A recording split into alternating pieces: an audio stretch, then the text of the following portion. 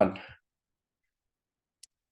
and welcome to another episode of the Roundtable. And today we're going to be talking about more so intrinsic motivation, where people kind of draw from and how you can build on it so that you can continue to grow in this sport of powerlifting. So from a lot of discussions that we hear about, people that tend to draw from like external motivation factors, when those things get pulled under the rug or you kind of lose that externally motivating object, motivation tends to kind of fall through and people struggle to find motivation. But if you have this internal motivation, you're able to kind of hold that for a longer period of time. People tend to report feeling more fulfilled and pretty much grow more out of it, right? So today we're going to be talking about the factors that can kind of help you to build upon your intrinsic motivation and find your why so that you can keep growing in powerlifting. So this idea that I wanted to bring to you guys is this idea of self-determination theory, which breaks down into three components. We've got autonomy, we've got competence, and we've got relatedness, right? So we'll break down the first one. Autonomy is this sense of you know what you're doing and you've got this control that whatever you do, it's within your control, right? And I think autonomy as an aspect, as an athlete, is really important to have because in this day and age where everything's online, you don't really have access to a coach in that sense, where most of us, well, all of us are working remotely, right? So we can't always be there in someone's corner. So being able to give power to the athlete to be able to be in control of their own training sessions is really key, right? So I wanted to open up to you guys. Why do you guys think that autonomy is important to instill in your athletes? I think there's a couple reasons why.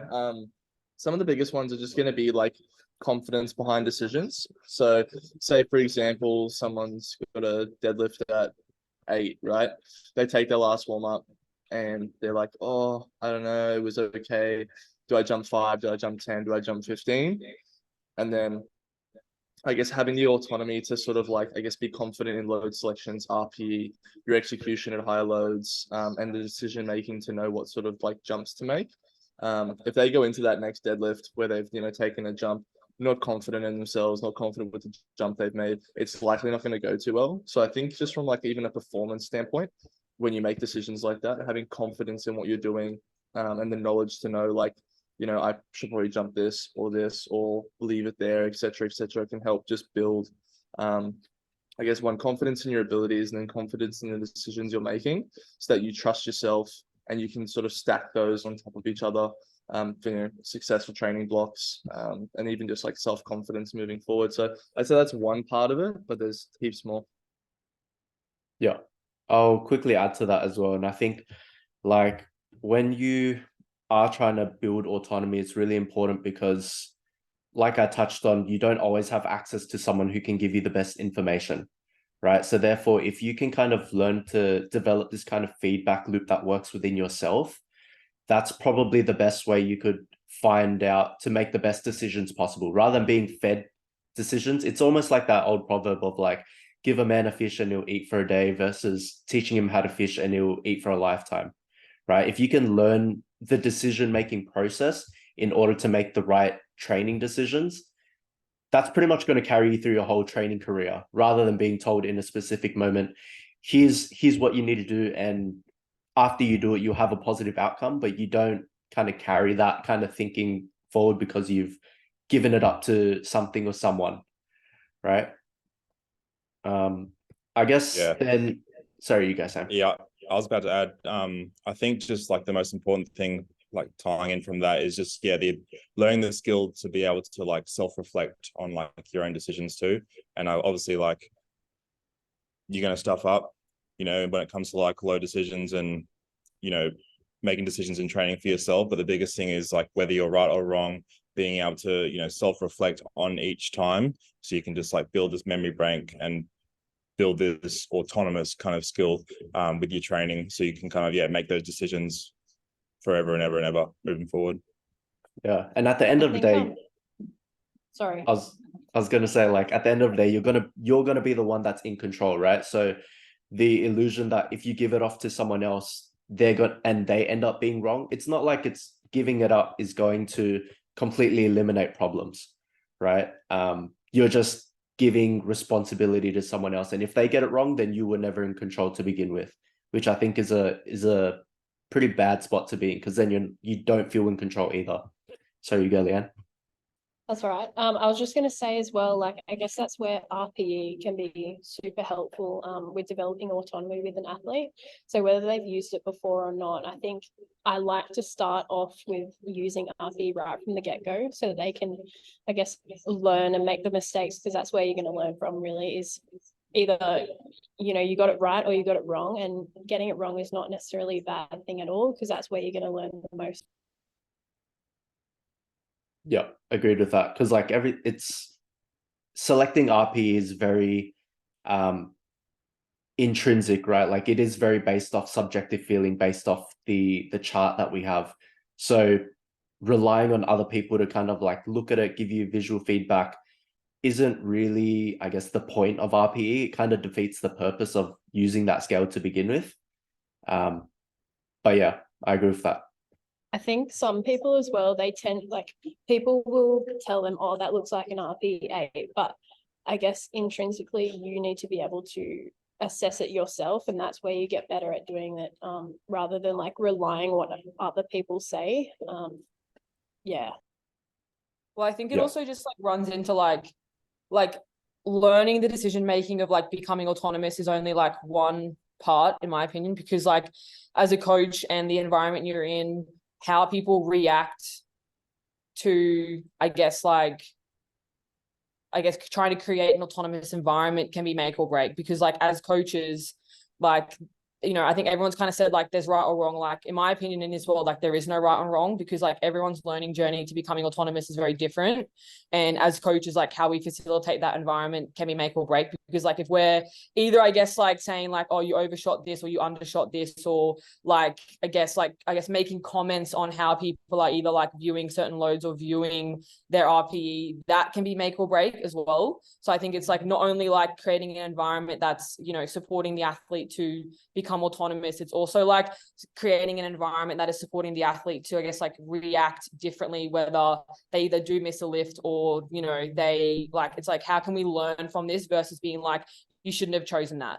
Or, if we talk about like the very typical thing that we can see where athletes either, push every session, every single day of every single block, it's like, how we as coaches react to that, or like how we communicate that and show the athlete what's happening, can create either an autonomous athlete or it can go the other way as well. Yeah, I think as a coach, I've noticed where I guess people can go down two routes in terms of the dynamic they have when they relate to you. So like they could go down the self-reliance route where it's constantly asking like, what do you think? And there's not much sign of reflection. And then on the other hand, you can also reach a point where the information that they get, it's pretty much they've already reflected, and then they're kind of passing that information to you already, so that you're also informed without needing to make those decisions in the first hand, right? So for example, someone could go like, oh, I've hit this deadlift. It was a top set at, say, for example, like 10 kilos more than last week. Is this good? Or something like that, right? Versus someone who's like, I did this, and this. I ran into this problem, but I tried to solve it by doing this. There's a much different dynamic going on. Even though they're both communication, I think the difference is obviously how much responsibility you're putting into the coach, but also where you're coming from. Because some people just haven't come into the sport with that sense of autonomy, right? So I think us as coaches and as athletes as well, like I think it's an evolution process. No one starts, well, I guess you could argue people grow into their autonomy, and you can kind of coach that as you go.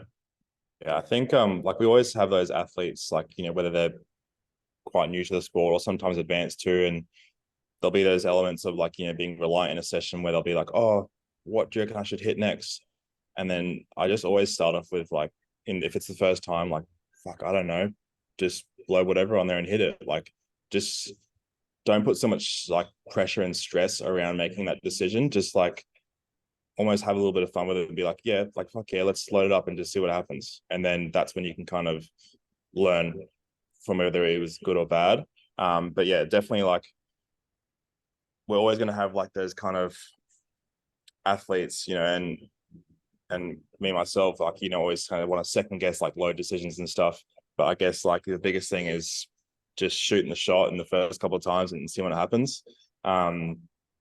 Shout out Danny Lico _Perf Motion Instagram. I liked the post you did last night on setting that 1 minute timer, like just talking about like this kind of confusion around like what loads you select. You know, put that 1 minute timer on and like almost force yourself to make the decision, to take out the guesswork, and just so you can kind of make that load decision with a little bit more confidence and not like second guess it. Yeah, like it's a good constraint. That's why I put it out, right?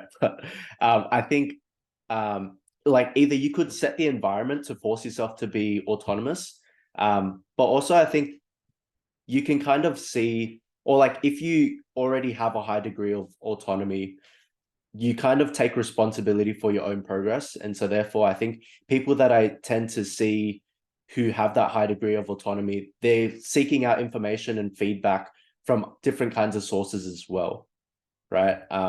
Because they understand that's like, this is my journey and like my coach plays a small part in it, but it's not, I'm not solely reliant on this person to kind of take me to where I need to go.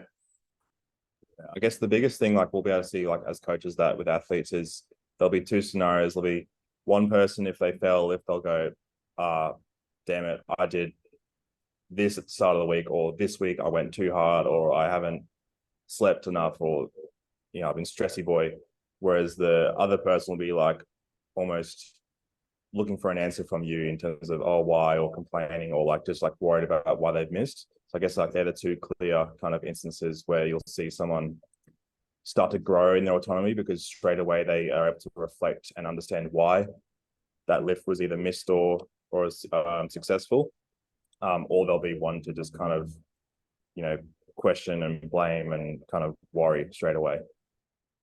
Yeah, I think there's probably a whole lot more we could cover on autonomy, but I think that makes up like one very large important portion of how you can kind of fit it all together to be in a position where you're able to grow long term, right? The second part in this model that we can talk about is this sense of competence, right? So I think it's that competence is very intertwined with autonomy in the sense that it's like as you start getting more skilled, as you start getting more experience, you're doing these things without relying on others because you are more confident in your skill, right? Like you know how to select load, you know how to warm yourself up, you know what to do if you have a bad session, right? I think us as coaches, we emphasize very much like how to develop competency, and that's almost like embedded in the program, right? Like everyone wants to get stronger, everyone wants to lift a PR, right? So like that's the point. I guess that's like competence in a nutshell, getting someone stronger and confident in their lifting. Yeah. Yeah. So there's like, you know, competence, you know, from a more like micro scale, if we look at like progressions week to week, you know, in terms of progression, obviously load on the bar, technique, ability to recover. And then we can look at like competence from a more like macro scale in terms of a competition plan, stacking wins, competition and building like motivation and confidence through like your competition performances. I guess like that's probably the biggest thing that we can do like with our athletes. And if you're an athlete yourself, in terms of like building motivation through like confidence in your ability by like stacking these like successful performances one after the other. I think, you know, if we take myself, for example, like I had that bad skid in the last 2 years, you know, where my total wasn't quite reflective of what I was doing in training. And then coming off states where I finally put up like, you know, that 840, 845 kilo total, like I know I'm capable of more, but, you know, one thing that Jason kind of said to me, you know, before this competition, he was like, this isn't the end goal. Like, you know, you're coming off a back injury, you're coming off like a run of less than ideal performances. We need to like build motivation through success. So like, let's hit this, let's have some in the tank, let's go 9 from 9, let's have fun with it. And then that's going to build you into these future competitions because you're more confident in your ability. Yeah. And I think like Mike Tushar points it out as well, and he coins it like training IQ. So like, I guess in that aspect, it's not about the numbers you lift, it's about developing these thought processes that get you to have these outcomes, right? So like you could have someone who's super strong, but they're inexperienced. And I guess that's where you can kind of see, especially on like a meet day setting, you could see these mistakes happen. And it's clear as a coach, because you're experienced, you can kind of see that there's a lack of experience or competency there. Whereas, people just focus solely on the strength aspect, not knowing that there's all these like little micro factors that kind of build and lead up to that point. And I think when you do go through these tough periods where it's like, for example, you're injured, things like that, and you lose that sense of competency based off the numbers alone, I think you could kind of like divert your attention to like doing those little things better, right? Because as an athlete, you're still growing in that aspect and you're becoming a more competent athlete. And yeah, you're becoming more confident without the actual number growing, because it's not just about the number, right? Yeah. So like, that success doesn't have to be that, third attempt squat. It can be walking out for your opening squat with a smile on your face, feeling confident, and not like with ridiculously shaky legs. Like that's a win, and that's a win that's going to help you for that next competition if you're working on your mindset around your performance and your confidence in your abilities. So it doesn't have to necessarily be these wins where you're PRing your total. It can be how you're competing on the platform as an athlete too, and how you're kind of reacting to the whole environment around you. Yeah, I actually tend to, for my clients, like heading into competition, obviously like there's numerical goals, but then I get them to set like non-numerical goals as well. So it's like Sam just said, I guess, whether, they might feel more nervous during a squat, like being able to find their approach on comp day and feel more confident with that versus maybe their last competition. So having those kind of goals can also, I guess, develop more competency as an athlete too. Yeah. And I guess the final piece of the puzzle within this theory is the idea of relatedness. And Dave touched upon it in one of our previous podcasts, where culture is a big part of it. Having people around you that, I guess, understand what you're going through, your motivations, and being able to relate to that is a key part in, I guess, having intrinsic motivation as well, funnily enough, because it's like, if you're surrounded by people who understand you and facilitate your growth, it's more likely for you to continue going through it versus constantly feeling misunderstood, isolated, and not in a social setting. It's difficult to kind of continue this reasoning because you're not getting the positive feedback from society and culture, right? Versus if you guys are doing it together as a tribe or a group, it's not just you alone.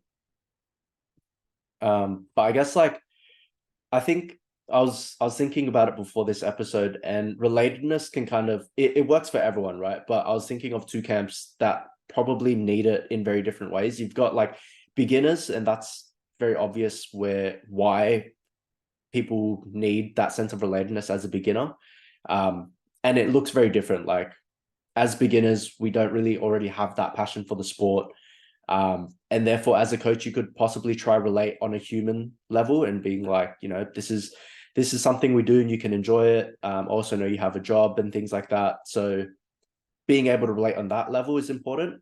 And finding a group, finding people you enjoy that company with.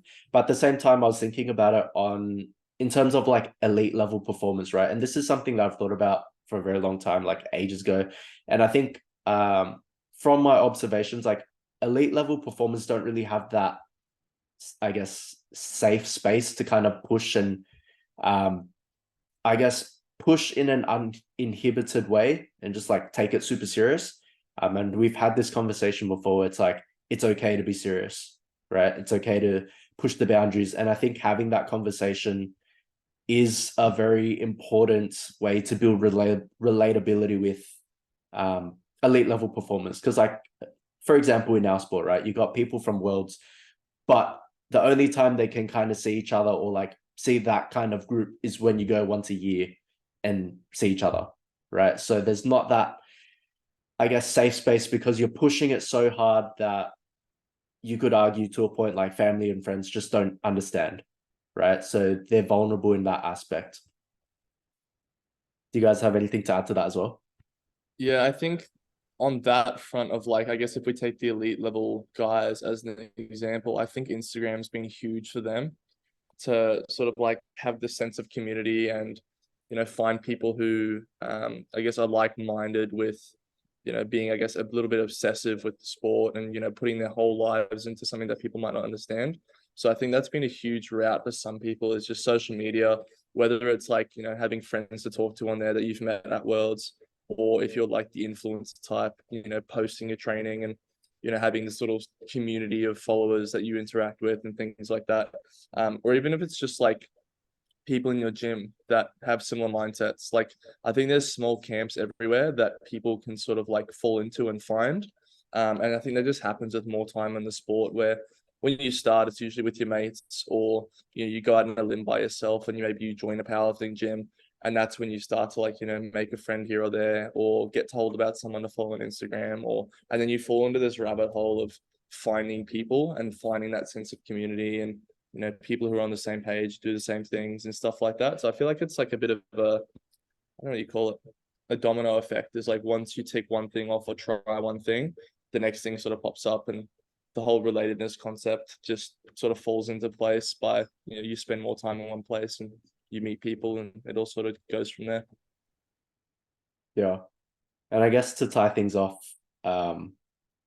like being able to kind of fit all these ideas together, that I guess they almost complement each other if you do come from the right place of like intrinsic motivation first, and you're doing it for the right reasons, which is mostly for yourself. I find like as you start developing in this aspect, that dynamic of being a coach to athlete, almost like a parent to a child dynamic almost disappears. It's not so much I'm an authority figure, here's what you need to do. It becomes almost that collaborative approach organically.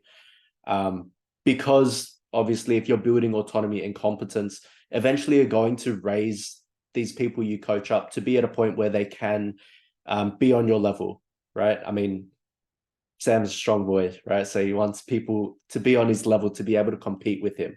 Because at the end of the day, competition is, well, as a competitive powerlifter, I think, you know, that's what we want. We want more competition. And to do that, we're grateful to be in that position where you can raise people to be at a standard where they can make their own training decisions and do what you do on a daily basis, right? So I think as a coach, that's why it's super important to be able to develop this sense of autonomy and competence and relatability with your lifters, because if you're constantly trying to maintain that dynamic of being that authority figure and you make all the decisions, people just aren't going to get to that level where, you know, you can compete eye to eye.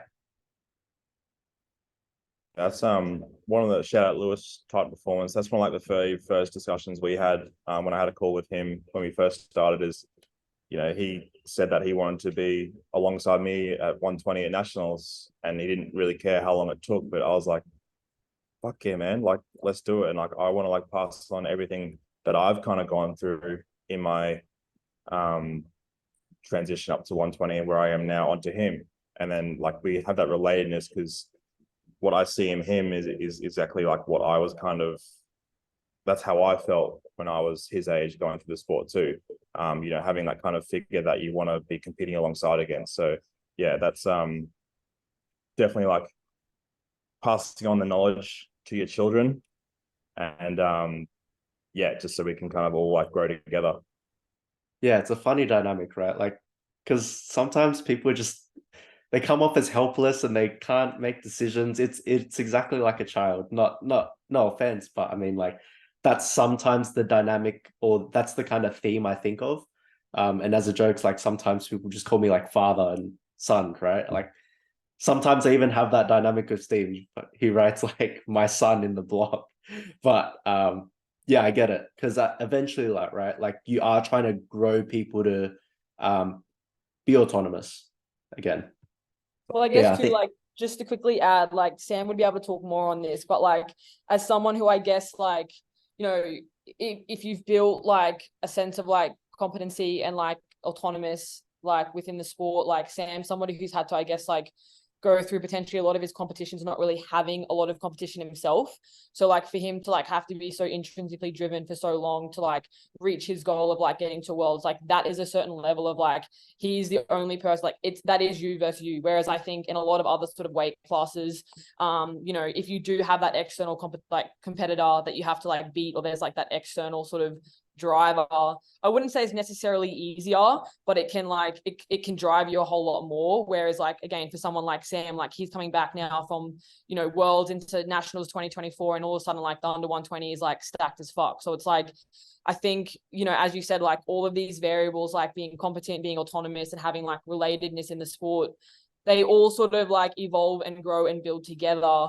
But I think at the end of the day, like if you don't have any form of internal intrinsic motivation, you kind of can't really go anywhere, because then again, as a coach, it's like you said, like you feel like you're kind of constantly trying to push and motivate the athlete, or, you know, if there is that like one potential bad performance or like not great block or things like that, like it can feel very hard to kind of get the athlete to then continue to go. So being able to put yourself in a position to find that internal drive as to like why you're doing it and what you want out of the sport, I think is really important, because like no one can get the results except you, basically. And I think, as I said, like Sam's probably the best person who can talk about this, because for having to drive so long, intrinsically motivated, pretty much only that way of a goal of to get to worlds with like no real external competition for a very long time, I think it's not very easy within this kind of sport either. Yeah, the way I see it is like, yeah, exactly right. I've had this base of like intrinsic motivation that's pushed me for so long, and I think we're all the same, right? Like everyone that does powerlifting is, for the most part, attached to this idea of strength, this idea of like constant progression. The progress is really measurable with, you know, more weight on the bar, and that's why we're all doing it, right, to some degree.